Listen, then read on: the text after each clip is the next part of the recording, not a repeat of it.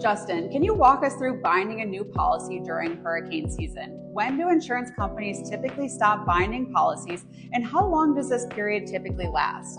So during hurricane season, I would always advise a homeowner when they're closing on a home to get insurance as soon as possible for the sole purpose of we don't know when a storm's going to come. So for example, if someone's closing on a home, today is the 26th of August, if someone's closing on a home in 30 days, outside of hurricane season, I'd say, hey, let's wait until closer to closing to issue your policy. During hurricane season, I would say, let's go ahead and do that now so we have all that submitted, issued, and cleared to close to your mortgage side. And then if a storm does come, the policy's already been issued, because what most companies do is when an impending storm is headed towards Florida, kind of the cone of concern, I would say 3 to 5 days prior to it even hitting land is when most insurance companies start to suspend binding authority.